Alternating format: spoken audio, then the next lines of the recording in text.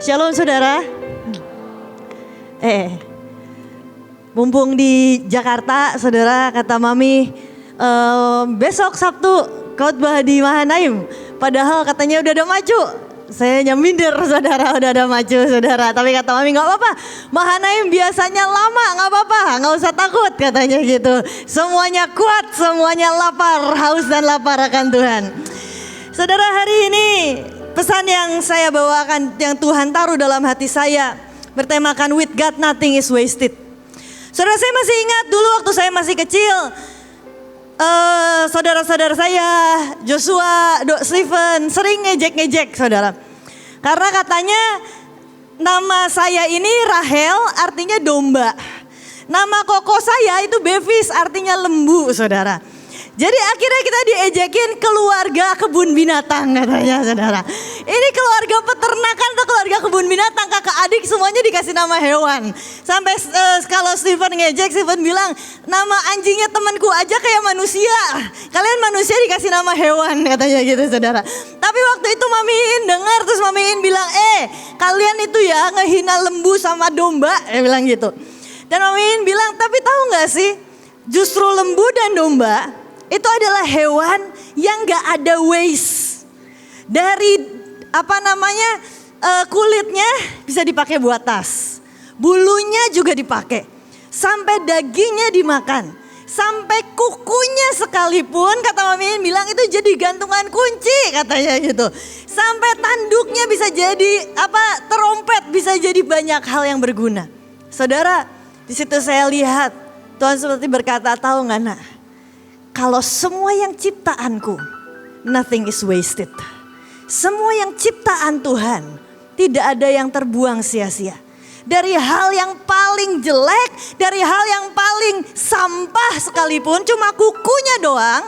Tapi karena itu ciptaan Tuhan, semuanya jadi berguna. Sampai maaf kata, kotorannya sekalipun saudara jadi pupuk saudara.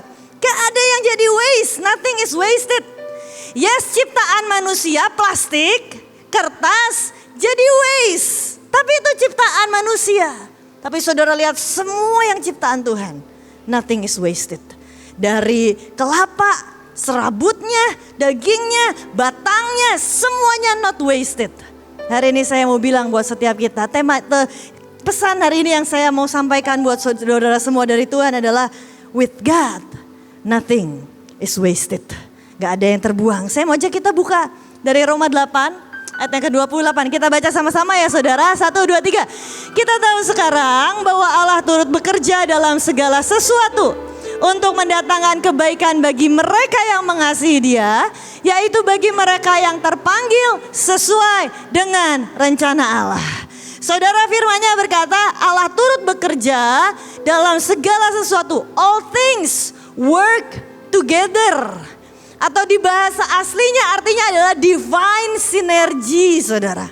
Sebuah sinergi ilahi yang kalau di terjemahannya berkata the creator actively orchestrates circumstances. Weaving them, merajut semuanya into his redemptive plan. Saudara, pencipta kita itu sedang mengorkestrakan sesuatu yang indah. Dengan sekeliling kita, dengan semuanya yang terjadi dalam hidup kita. Dari kita lahir sampai hari ini, semuanya menjadi sebuah orkestra yang indah di hadapan Tuhan. Itulah yang namanya nothing is wasted. Saudara pernah lihat konten orang bikin sebuah musik yang indah cuma dari ketukan piring, ketukan panci. Kira-kira seperti saudara. Saudara, saat saudara pikir hidup saudara cuma diketokin ke panci doang. Ini apa sih? Cuma diketokin ke panci doang. Tapi Tuhan sedang berkata, the creator actively. Tuhan itu secara aktif, gak pasif. Tuhan itu secara aktif sedang mengerjakan sebuah orkestra. Sebuah orkestra ilahi dalam hidup kita. And nothing is wasted di tangan Tuhan. Saudara, ada banyak orang berpikir, aku sudah buang waktuku sia-sia. Aku sudah buang sekian banyak waktuku, aku sudah banyak. Bahkan mungkin beberapa berkata, aku berdiri di atas kebenaran. Dan seakan-akan aku letakkan sangat banyak korban. Tapi kok seakan-akan gak ada hasilnya. Saya cuma mau bilang saudara, jangan pernah kehilangan iman. Because the Creator is actively creates orkestra dalam hidup kita. Tapi saudara, saya kasih contoh saudara, seorang pahlawan iman. Kisah Para Rasul 7 ayat 2. Jawab Stefanus, hai saudara-saudara dan bapak-bapak, dengarkanlah, Allah yang maha mulia telah menampakkan dirinya kepada bapa leluhur kita Abraham ketika ia masih di Mesopotamia, sebelum ia menetap di Haran. Saudara, ini adalah satu khotbah pertama Stefanus yang tercatat dalam firman Tuhan, dan juga khotbah terakhir Stefanus. Karena setelah itu di ayat yang bawahnya, ayat 58, langsung tertulis, mereka menyeret dia keluar kota, lalu melemparinya, dan saksi-saksi meletakkan jubah mereka di depan kaki seorang muda yang bernama Saulus. Ayat yang ke-59. Sedang mereka melemparinya, Stefanus berdoa, katanya, ya Tuhan Yesus, terimalah rohku. Saudara, orang dunia boleh berkata, what a waste of life. Saat dia cuma khotbah satu kali, dan juga khotbah terakhirnya saudara. Dan setelah itu dia dilempari batu, dan kemudian dia meninggal. Dia kembali ke surga saudara. Tapi sekali lagi saudara, saat kita berdiri di atas kebenaran, nothing is wasted. Sekian tahun kemudian, yang dunia tidak tahu adalah ada seorang bernama Saulus yang hari itu menangkap sebuah benih ilahi yang satu hari menjadi seorang bernama Paulus. Beberapa dalam ahli firman Tuhan berkata, hampir semua yang hari itu menghakimi Stefanus, gak lama setelah itu, bertahun-tahun kemudian, semuanya menjadi penginjil dan rasul-rasul hebat. Saudara, satu orang yang orang berkata what a waste of life karena dia berdiri di atas kebenaran. Tapi Tuhan berkata no, nothing is wasted di tangan Tuhan. Bahkan korban yang seakan-akan kita pikir adalah hal yang sia-sia, kadang kita gak ngerti saudara. Tuhan suruh Bu Nani ke Zimbabwe, gak ngerti ngapain, Tuhan suruh ngapain, Tuhan suruh apa, ke sana jalanin aja. Tapi tidak ada korban yang diletakkan dengan sia-sia. Semuanya akan bertumbuh dan berbuah dengan sangat lebat. Kadang kita gak ngerti. Tapi saudara, ini yang saya suka dari the beauty of sacrifice. Saudara, menurut saya saudara, ada yang namanya the beauty of sacrifice. Saat kita meletakkan sebuah korban, kadang orang berpikir kita sedang kehilangan sesuatu.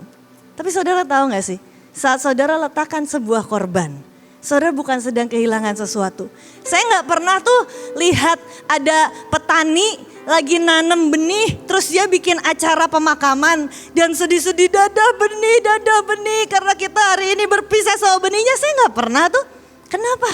Karena seorang petani saat dia nanam benih, dia tahu benih itu akan kembali dengan bentuk yang mungkin berbeda, tapi menjadi sesuatu yang indah, bahkan lebih indah dari hanya sekedar benih itu. Saudara, saat engkau menabur sesuatu, kita bukan ekspektasi kembali 2 kali lipat, 3 kali lipat, 4 kali lipat, 5 kali lipat. No.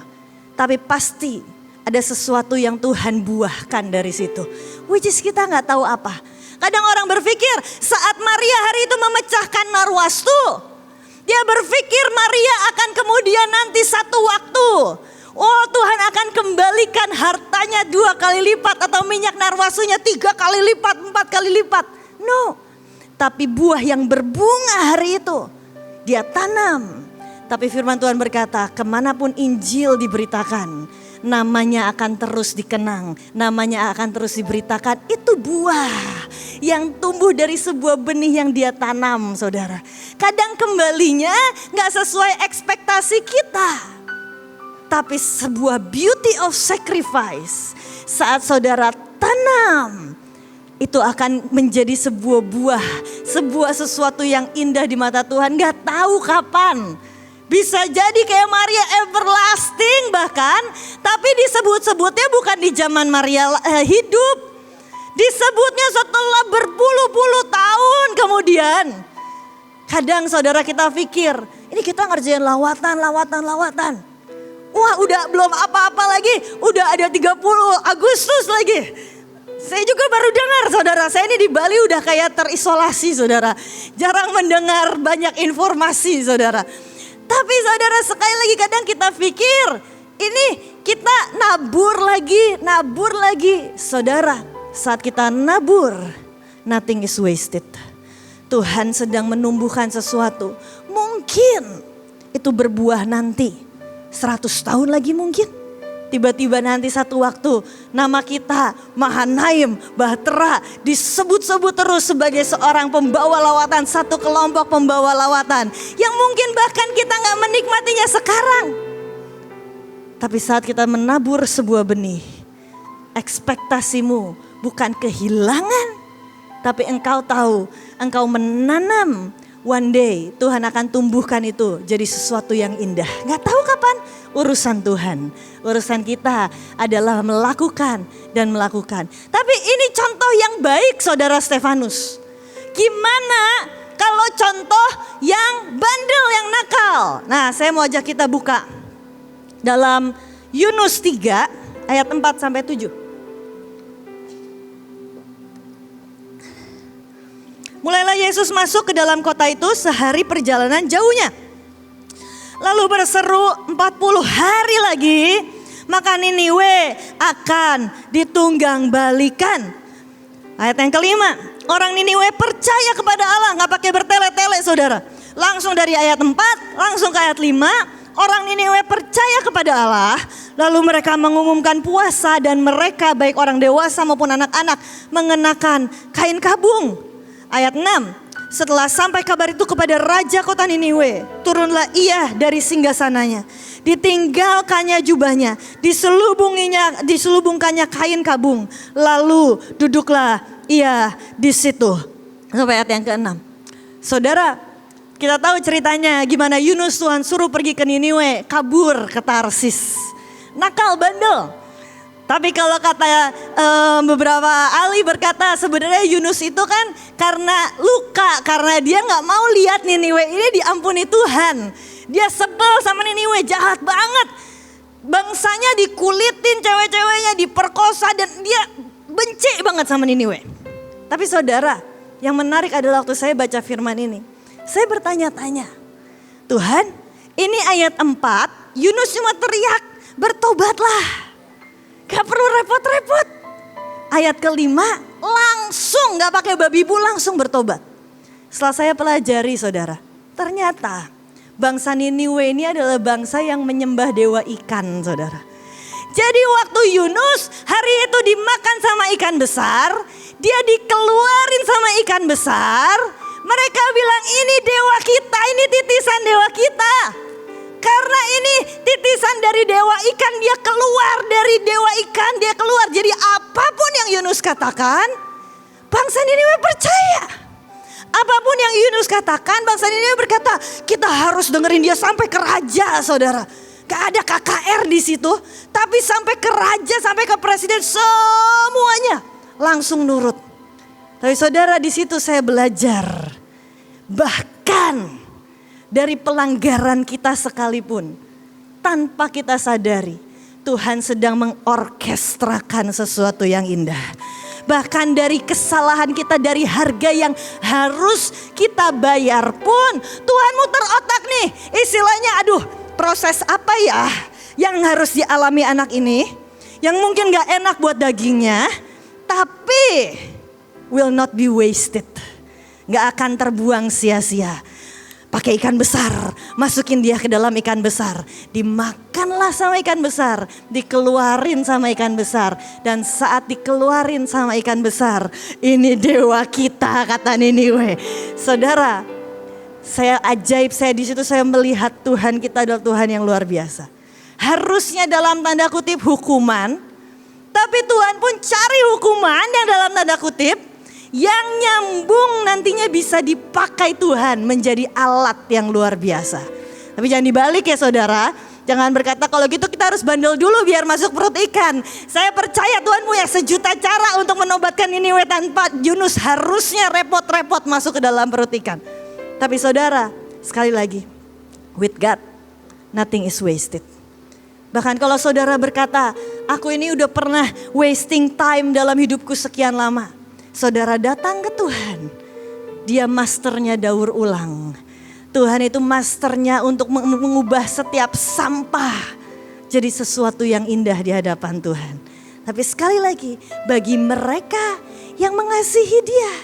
Sedangkan ada ayat dari kitab Roma 9 ayat 22 tertulis seperti ini.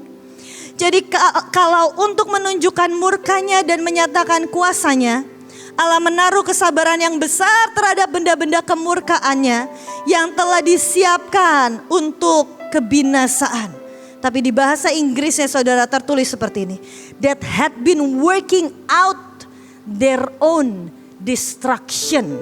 Atau bahasa Inggris yang lainnya berkata fitted themselves unto destruction.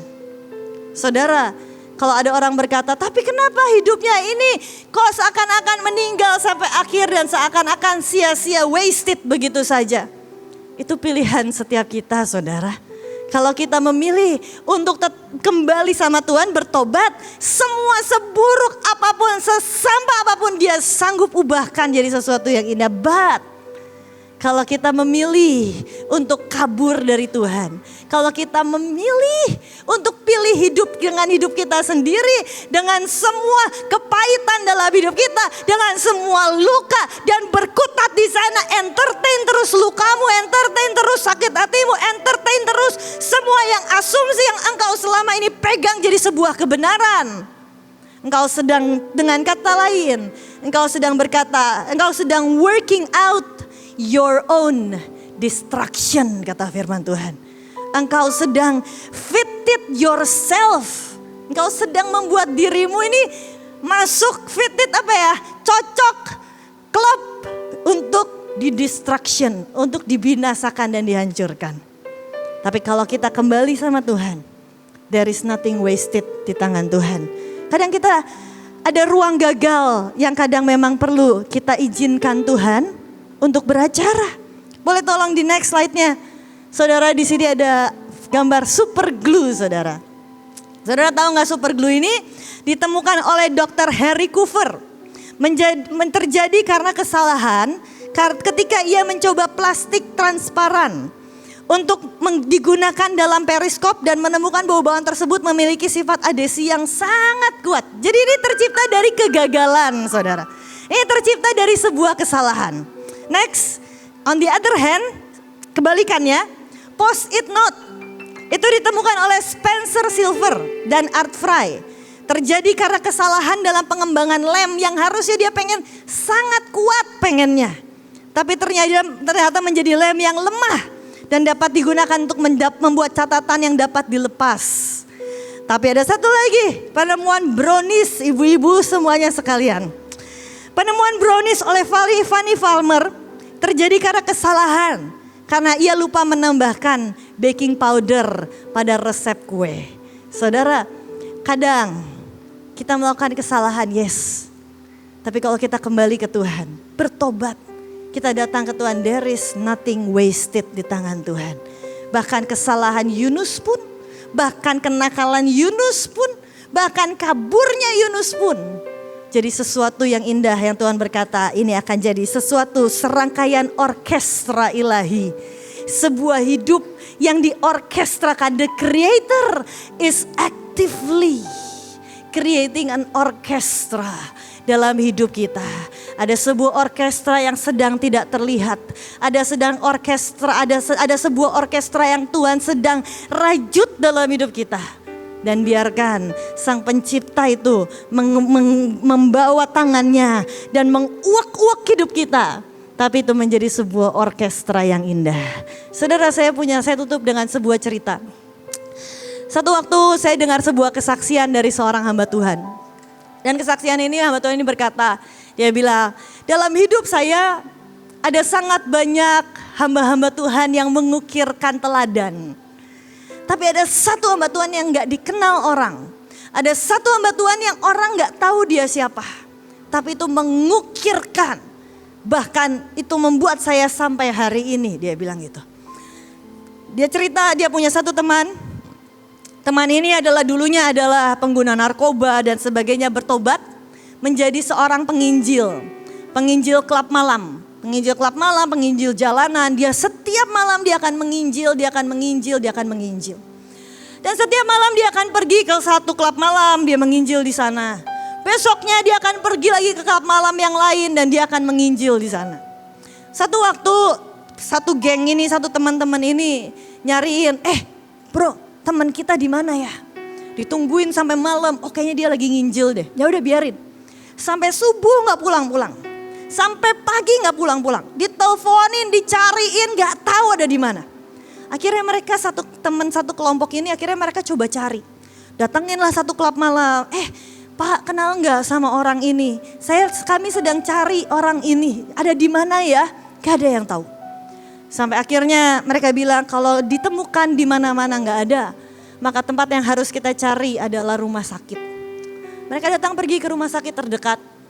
Mereka pergi ke sana dan mereka tanya, kami mau tahu ada nggak orang seperti ini masuk ke rumah sakit ini. Diantarkanlah sama susternya, oh ya ada. Diantarkanlah sama susternya, mereka langsung straight menuju ke ruang jenazah.